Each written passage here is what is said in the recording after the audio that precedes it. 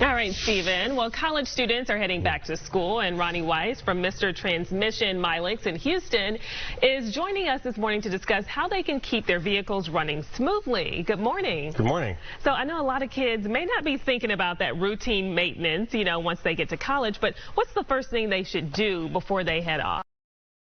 Everybody knows that you should change your oil every 3,000 miles, but I also think it's important to check all your fluids, such as your antifreeze and your radiator, to make sure your radiator is properly filled at all times. That way the car doesn't overheat. Bottles look like this from the auto parts. You should also make sure that you check your windshield wipers. If your windshield wiper is cracked through here or breaking apart in some cases because they get too old, they need to be replaced. No one ever thinks about that. But the reason why you should do that is in case it's raining or there's oil on the road, you can see clearly. And also put some fluids in your reservoir for your windshield wipers. Always check your air filters, because if your air filter is dirty and clogged, such as this one, it'll keep the car running poorly and poor gas mileage. And it affects the way the car feels and runs. And always keep an eye on your lights on your dashboard. Pay attention to them. When the light comes on, get it checked out. Okay, and I understand there are some easy tricks to inspect your car, too, for those who may not, be aware or know exactly what to do, some inexpensive ways to check on it. Well, one of the safest ways and easiest ways to check your car, see how it's running, is, of course, to always look at the lights on the dashboard, but also pay attention to your brakes. Whenever you're driving your car and you put your foot on the brake pedal and the brake pedal vibrates a little bit or is smushy, that's a problem. If you apply your brakes even harder and it pulls to the left or the right, you have an alignment problem or a tire problem.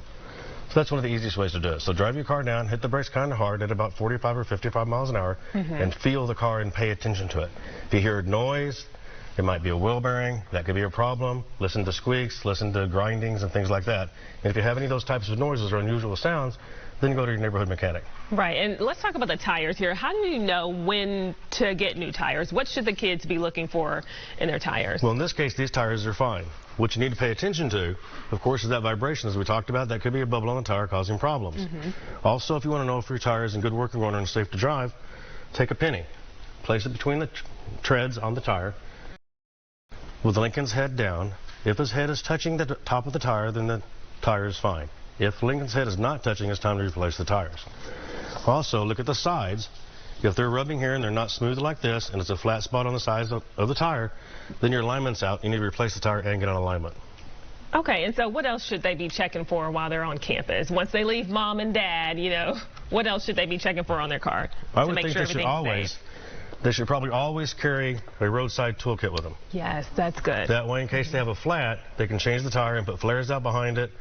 It's got jumper cables in it. It's got everything that you need to get your car going. Also, make sure that your jack is in the car and your spare tire is good and you know how to access it and get it out.